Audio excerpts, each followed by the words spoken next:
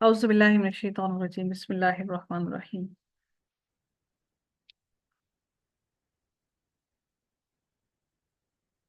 آغاز ہوتا ہے ہمارا آیت نمبر 41 سے، نہیں سوری، آیت نمبر ہمارا ہے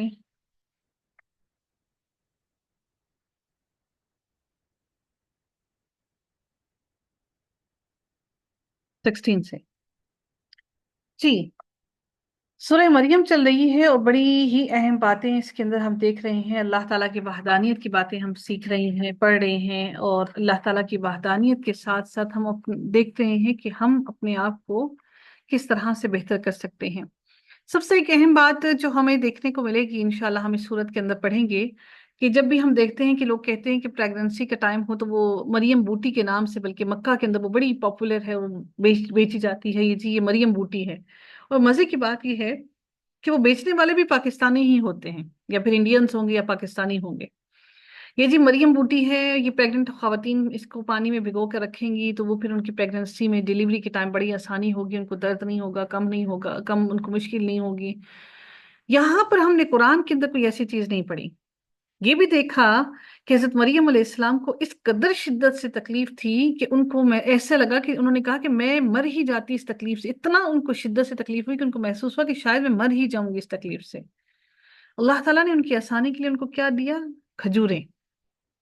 کھانے کے لیے کوئی فروٹ نہیں، کوئی شاید پتہ نہیں گندم ہے یا نہیں ہے۔ اللہ تعالیٰ نے ان کے لیے پانی کا چشمہ بھی جاری کیا اور اللہ تعالیٰ نے ان کو کھجوریں دی۔ ہم اتنے سپلیمنٹس لیتے ہیں، اتنی چیزیں یوز کرتے ہیں، اٹ مینس کہ اللہ تعالیٰ نے کھجور کے اندر آپ کو ہر طرح کی آسانی رکھی ہے کہ آپ کو آپ کا آئرن لیول امپروو کرتی ہے، آپ کے بچے کے اندر قوت دیتی ہے، آپ کی باڈی کا شوگر لیول امپروو ہوتا ہے۔ یہ ہر لحاظ سے بہترین ہے۔ اور ہمارے ہاں ایک کانسیپٹ ہے کہ کھجور کھائی تو وہ گرم ہوتی ہے، گرم کھجوریں ہوتی ہیں، گرم کھجور کھائی تو بچہ جو ہے وہ ضائع ہو جائے گا۔ ایسا ہوتا ہے یا نہیں ہوتا؟ کہ کھجوریں نہیں کھانی، کھا بھی لی تو پھر پتہ نہیں کیا ہو جائے گا۔ تو اگر یہ ساری باتیں ہوتی تو یہاں پر اسپیشل کھجور کا ذکر کیا گیا، وہ بھی تر و تازہ کھجور کا ذکر کیا گیا۔ تر و تازہ کھجوریں اللہ تعالیٰ نے حضرت مریم علیہ السلام کو دیں۔ اٹ مینس کہ یہ کھجوریں اتنی زیادہ امپورٹنٹ ہیں۔ ہمیں چاہیے کہ ہم اپنے گھروں کے اندر کھجوروں کو ہر وقت رکھا کریں، اپنے دسترخوان میں رکھیں، اپنے مہمانوں کی مہمان نوازی کے لیے بھی رکھا کریں، اپنے بچوں کو کھجوریں کھلایا کیجیے۔ ہماری نبی کی سنت ہے، نہ صرف نبی کی بلکہ ہم نے یہ بھی دیکھا کہ اللہ تعالیٰ نے حضرت مریم علیہ السلام کو بھی کھجوریں کھانے کے لیے دی۔ اللہ تعالیٰ ارشاد فرماتے ہیں انشاءاللہ، اللہ نے چاہا تو انشاءاللہ اللہ ہم سب کی مغفرت فرمائے، انشاءاللہ جب ہم جنت میں داخل ہوں گے، جب جائیں گے تو انشاءاللہ جنت کی کھجوریں بھی کھا کر محسوس ہوں گے انشاءاللہ۔ اللہ تعالیٰ ارشاد فرماتے ہیں وَاذْكُرْ فِي الْكِتَابِ، اب اس کتاب کے اندر ذکر کیجئے مریم علیہ السلام کا۔ اِذِ انتبذت، کہ اب اس کتاب میں مریم کا بھی واقعہ بیان کر جبکہ وہ اپنے گھر کے لوگوں سے علیحدہ ہو کر مشرق کی جانب آئیں، یعنی اپنے گھر والوں سے الگ ہو گئیں۔ جب وہ اپنے گھر والوں سے الگ ہو کر مشرق کی جانب وہ آ گئیں، فَاتَّخَذَتْ مِن دُونِهِمْ حِجَابًا، اور ان لوگوں کی طرف سے پردہ کر لیا، یعنی انہوں نے لوگوں سے پردہ کر لیا۔ یہ علیحدگی اور حجاب پردہ اللہ کی عبادت کی غرض سے تھا تاکہ انہیں کوئی نہ دیکھے، اور مکمل یکسوئی سے وہ اللہ تعالیٰ کی عبادت میں آ جائیں۔ یا طہارت حیض کے لیے ہے، حیض کے لیے، بہرحال یہاں پر حیض کے لیے کہا جا رہا ہے، لیکن کچھ جگہوں پر میں نے یہ بھی پڑھا کہ اللہ تعالیٰ نے فرمایا کہ ان کو پاکیزہ بنایا، تو اس کی تفسیر میں یہ بھی انہوں نے لکھا کہ حضرت مریم علیہ السلام کو اللہ نے پاکیزہ بنایا، ان کو حیض نہیں آتا تھا۔ بہرحال ہم اس چیز کے بارے میں بحث کرنے کی ہمیں ضرورت نہیں ہے، اللہ تعالیٰ بہتر جانتا ہے اس کی کیا کرمات ہیں اور اس کی کیا معجزات ہیں۔ ہم اس چیز کے بارے میں بحث نہیں کرتے۔ بہرحال تفاسیر کے اندر مختلف رائے ہیں، اور تفاسیر پر ہم مکمل طور پر ایسے نہیں کہہ سکتے کہ وہ حرف آخر ہے، بلکہ اگر 100 تفاسیر پڑھیں گے تو 100 مختلف رائے ہوں گی۔ وہ انسان کی رائے ہے اور اس کے اندر بہت سی بنی اسرائیل کی روایات بھی شامل ہوتی ہیں، ٹھیک ہے؟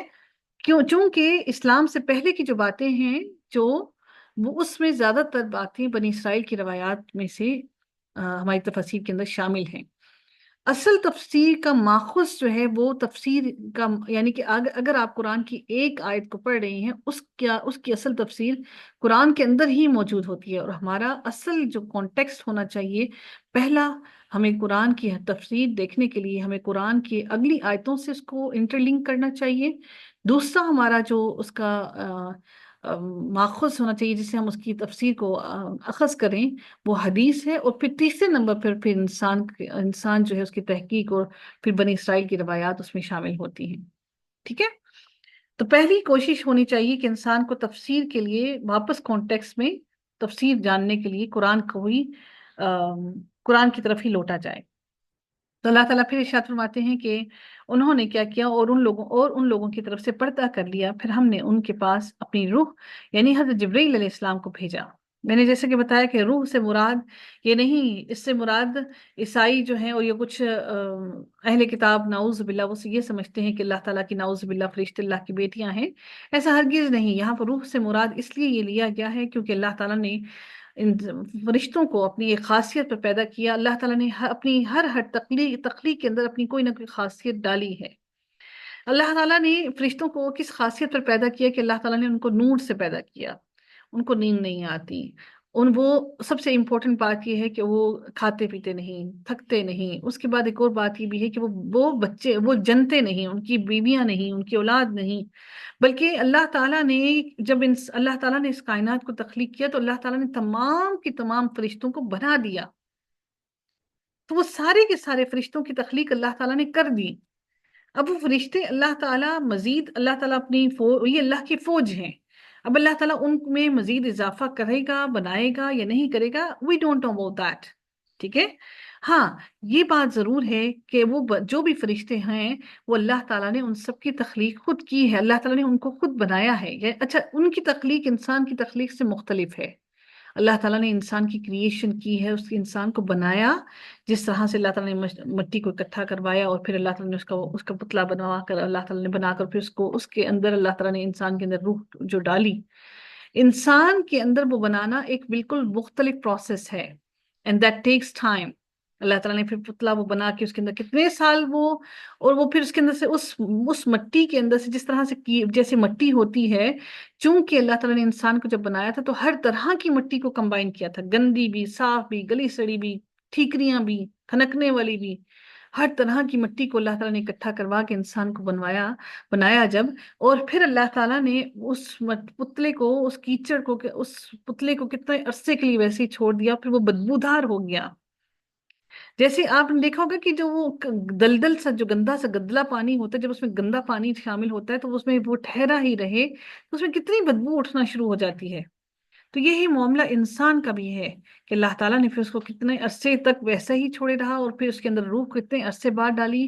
ہمیں ان ساری باتوں کے بارے میں نہیں معلوم، لیکن اگر ہم بنی اسرائیل کی روایات کی طرف جائیں تو انہوں نے بڑی ڈیٹیل کے اندر ان ساری چیزوں کے بارے میں لکھ رکھا ہے۔ ہمارا اصل مقصد یہ پہچاننا ہے کہ اللہ تعالیٰ کی تخلیق کے پیچھے اللہ تعالیٰ کے معجزات کیا ہیں، اور ان کی حقانیت اور ان کے پیچھے اللہ تعالیٰ کی حمد ثنا بیان کرنا ہے۔ ہمیں اس کی مزید ڈیٹیلز میں جانے کی ضرورت نہیں ہے۔ جب انسان ان مزید ڈیٹیلز میں جاتا ہے تو یقیناً شیطان کی بہکاوے میں آنے کے بہت زیادہ چانسز ہو جاتے ہیں۔ اب کیا ہے کہ اللہ تعالیٰ نے جو باقی تمام کی تمام کائنات میں تخلیق کی ہے، اللہ تعالیٰ نے اس ساری کی ساری تخلیق کے لیے اللہ تعالیٰ نے صرف فرما دیا کن فیکون۔ تو اللہ نے صرف کسی چیز کو کرنے کا ارادہ کیا تو اللہ تعالیٰ نے صرف فرما دیا کن فیکون، تو وہ ہو جاتا۔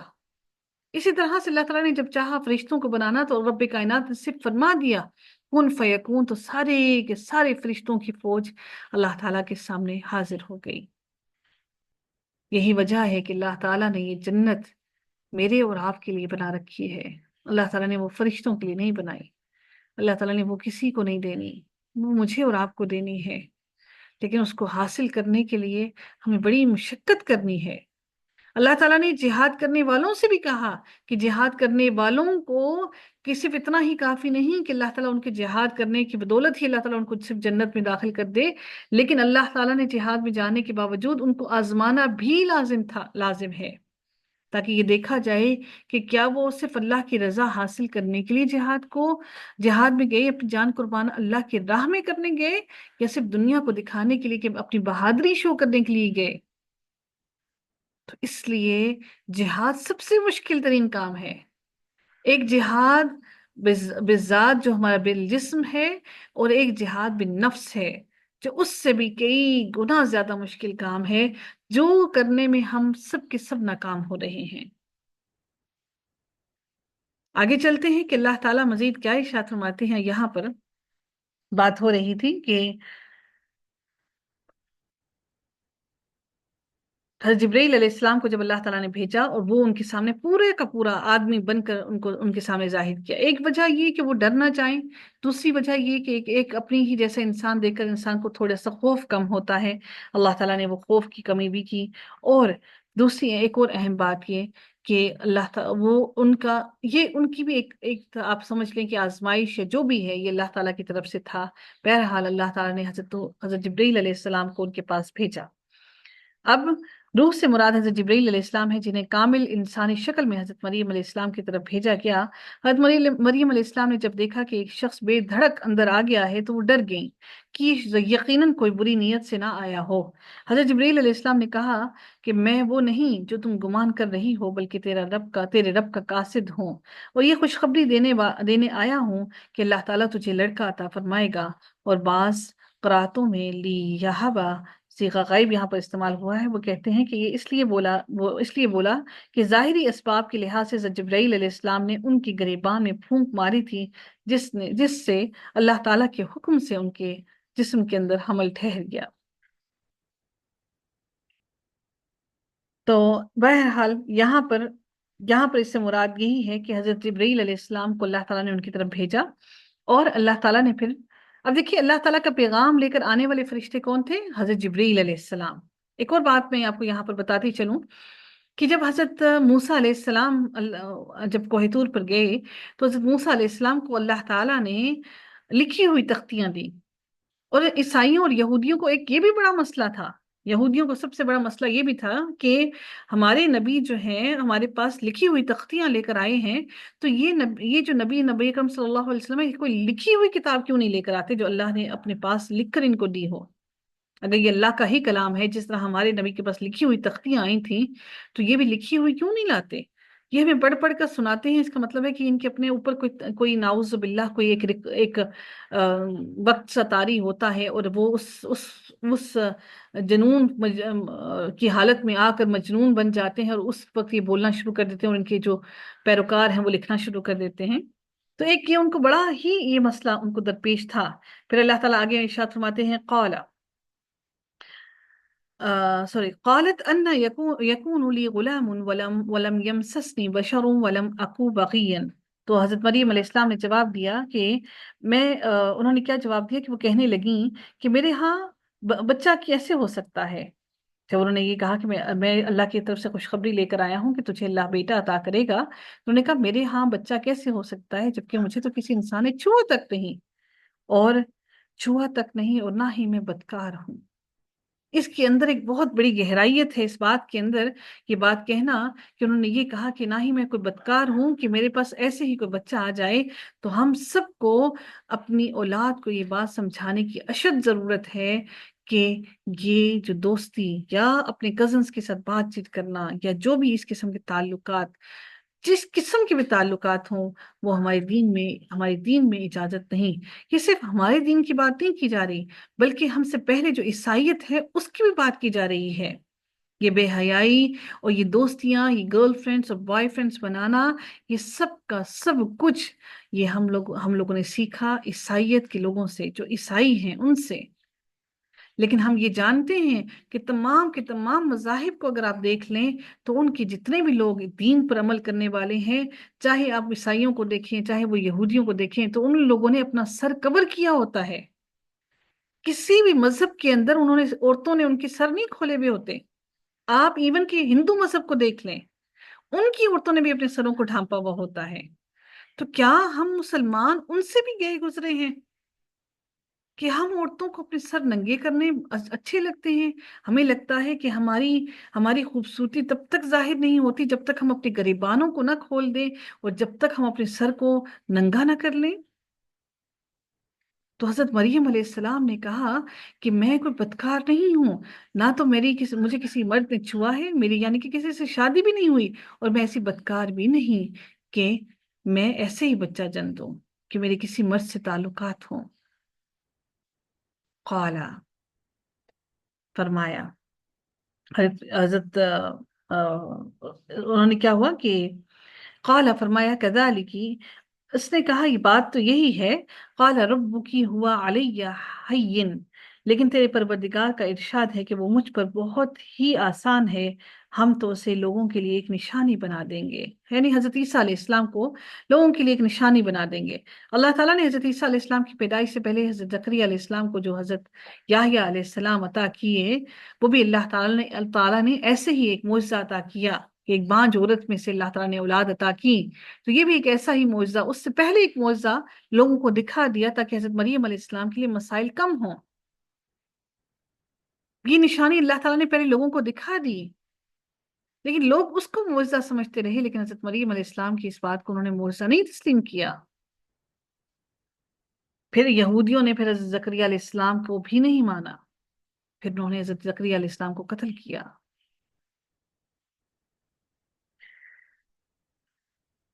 और अपनी खास रहमत, ये तो एक तय शुदा बात है। यानी अल्लाह ताला को कोई भी चीज अता करने के लिए अल्लाह ताला को कोई सी असबाब की जरूरत नहीं होती। अल्लाह ताला जो चाहता है वो निशानी बना देता है, और जिसको चाहता है वो ऐसे ही जिंदगी भी अता कर देता है, और जो जैसे चाहता है जिसको वो अल्लाह ताला ऐसे ही पैदा कर देता है, तख्लीक कर देता है। अल्लाह ताला ने के लिए ऐसा ही बिल्कुल आसान था, जिस तरह आदम अलैहिस्सलाम को तो अल्लाह ताला ने बगैर किसी मर्द और बगैर किसी औरत के पैदा किया, ना माँ थी ना बाप था।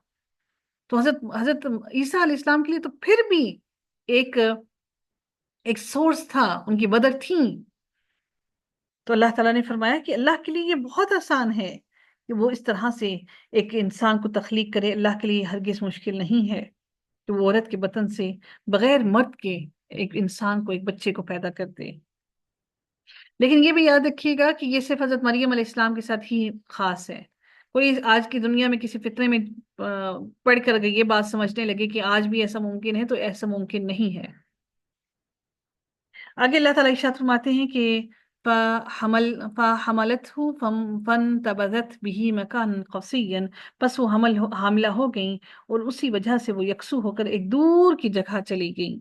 यानी कि दूर, एक दूर मकाम में चली गई, अपने घर वालों से दूर, अपनी बस्ती वालों से, अपनी कौम से दूर चली गई, ताकि वो वक्त उनका परेशानी में ना गुजरे, बल्कि वो वक्त उनका अकेले में, तन्हाई में अल्लाह ताला की इबादत में गुजरे। अब यहाँ से एक बहुत अहम बात समझने को मिलती है। क्या हजरत मरियम अलैहिस्सलाम को डिप्रेशन नहीं हुआ? न माँ, न बाप, न बहन, न भाई, कोई रिश्तेदार नहीं, अकेले तन तन्हा, लेकिन एक तवक्कल था अल्लाह ताला पर। ये सूरह मरियम कितनी इंपॉर्टेंट उन सारी खवातीन के लिए है जो प्रेगनेंसी की हालत में होती हैं, उनके सब्र के लिए है कि उन्हें समझना चाहिए कि हजरत मरियम अलैहिस्सलाम भी इंसान थी। अल्लाह ताला ने उनको किस तरह सब्र दिया। वो बिल्कुल अकेली चली गई। और आज जैसे जैसे हम लोग ये समझना शुरू हो गए हैं, जैसे जैसे हम लोगों में पढ़ाई और इल्म ज्यादा आना शुरू हो गया है, हम समझते हैं कि ये सारे मूड स्विंग्स और ये सारे मामलात और परेशानियां हमें प्रेगनेंसी की वजह से होती हैं। और जो पहले पिछले कुछ साल, पिछले सालों में जो औरतें बच्चे जना करती थी, बच्चों को पैदा किया करती थी, हर सालों साल बच्चे पैदा होते रहते थे, इतनी बड़ी बड़ी फैमिलीज को वो लुक आफ्टर भी करती थी, जॉइंट फैमिलीज में भी रहती थी, उनकी मूड स्विंग नहीं करते थे? क्या उनको तकलीफ नहीं होती थी?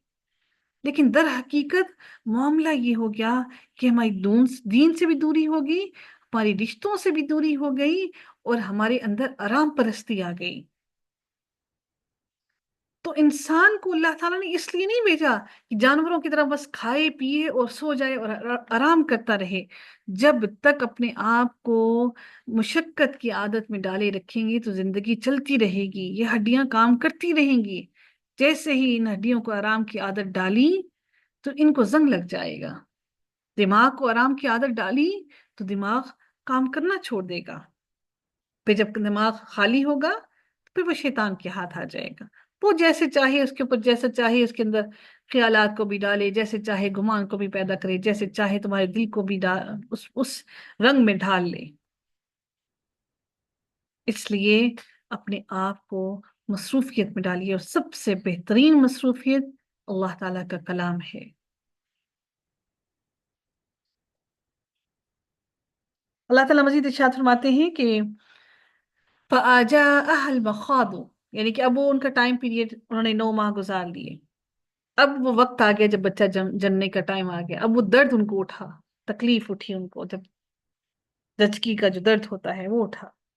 اب کوئی سمجھانے والا نہیں کہ یہ درد ایسا ہوگا یا ایسی تکلیف ہوگی، فرسٹ ٹائم کوئی گائیڈ کرنے والا بھی نہیں۔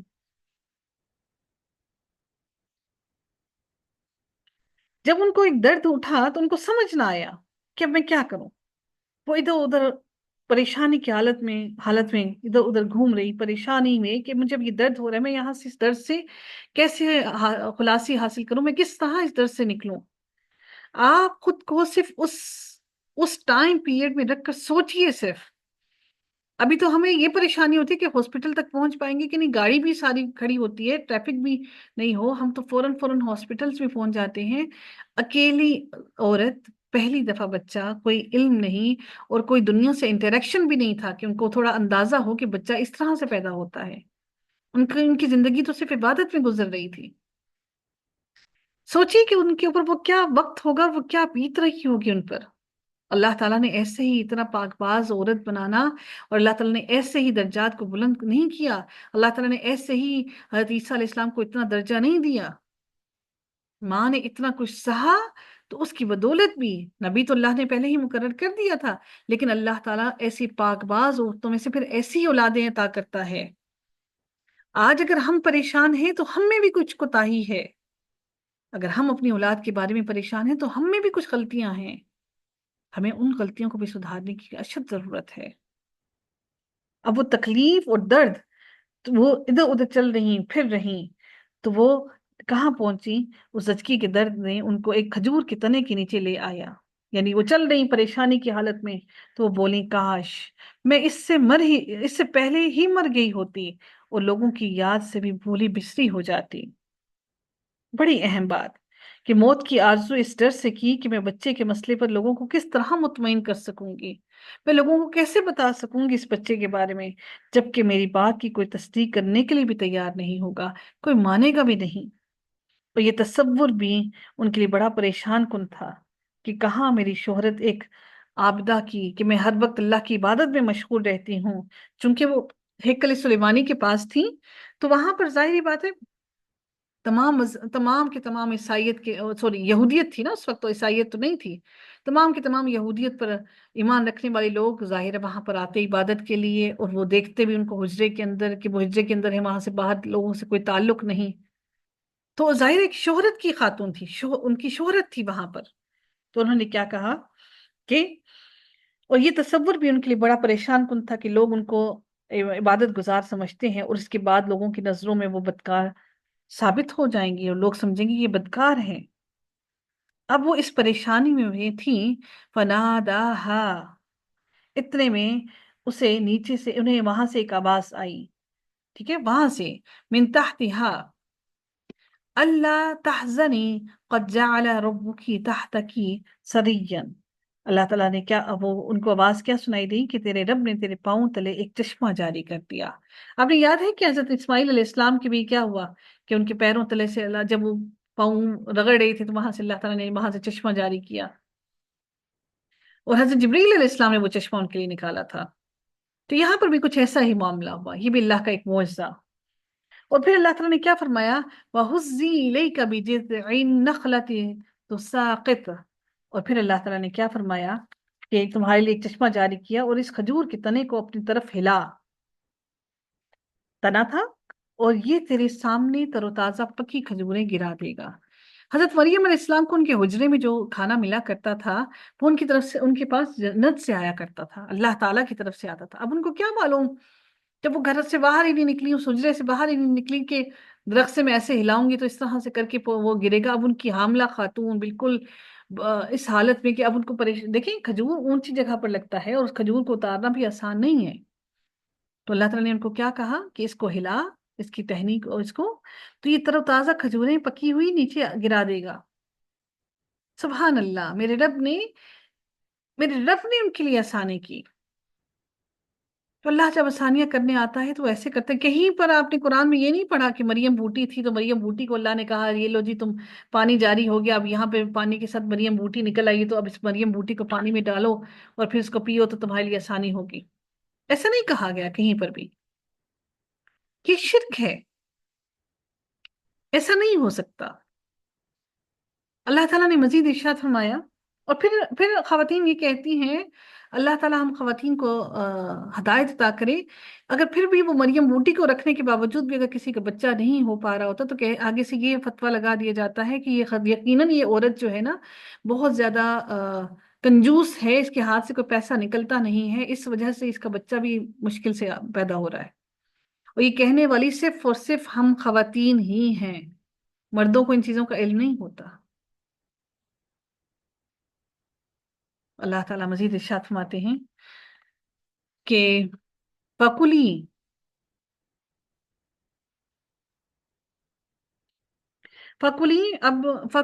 وَاشْرَبِي وَقَرِّي عَيْنًا. اب چین سے کھا پی اور آنکھیں ٹھنڈی رکھ. اگر تجھے کوئی انسان نظر پڑ جائے تو کہہ دینا کہ میں نے اللہ الرحمن کے نام کا روزہ مان رکھا ہے، میں نے اپنے رب کا روزہ مان رکھا ہے. یعنی کہ اس سے اشارے سے بات کرنا، زبان سے نہیں. اور ان سے یہ کہنا کہ میں نے بات نہ کرنے کا روزہ رکھ رکھا ہے. فَلَنْ أُكَلِّمَ الْيَوْمَ إِنسِيًّا، اور میں آج کسی شخص سے بات نہ کروں گی. پھر اللہ تعالیٰ کی آیت میں ارشاد فرماتے ہیں اب یہ حضرت عیسیٰ علیہ السلام کو جب وہ بچہ پیدا ہو گیا فَآتَتْ بِهِ قَوْمَهَا تَحْمِلُهُ، پھر جب وہ بچہ پیدا ہو گیا اب حضرت عیسیٰ علیہ السلام کو لیے ہوئے وہ اپنی قوم کے پاس آئیں. سب کہنے لگے مریم تو بڑی بری تو نے تو بڑی بری حرکت کی. ظاہر ہے اتنا ٹائم پیریڈ وہ وہاں سے نہیں تھی ان کے ساتھ، تو پھر لوگوں نے الزام لگانے میں کوئی نہیں چھوڑتے کسر، حالانکہ ان کی آنکھوں کے سامنے وہ کتنی پاک باز سب کچھ تھی. وہ سارا الزام لگانے کے ساتھ ہی فوراً پہنچ گئے کس کے اوپر؟ ان کے آباء و اجداد پر. یا اخت ہارون، یہ ہارون کون ہے؟ کون سے ہارون کی بات کی جا رہی ہے؟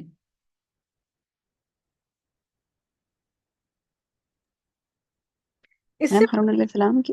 جی ہاں جی، اس سے مراد دو باتیں کی جاتی ہیں. کچھ یہ بھی کہتے ہیں کہ یہ ہو سکتا ہے کہ کوئی ان کا وہاں کا بھائی ہو، عینی بھائی یا لاتی بھائی ہو، یا اس سے یہ بھی ممکن ہے کہ جو حضرت موسیٰ علیہ السلام کے بھائی حضرت ہارون علیہ السلام ہیں وہ ہوں. کیونکہ یہودیت چل رہی ہے تو اس لیے ان کو واپس منسوب کیا گیا ان کے آباء و اجداد کے ساتھ. اور ان کو کیا کہا گیا؟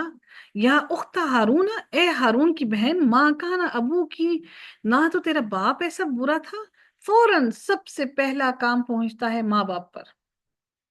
دیکھیے یا یہ بات ہے جہالت کی، یہ بات آج کے وقت کی جہالت کی نہیں، یہ اس وقت سے جہالت چلی آ رہی ہے.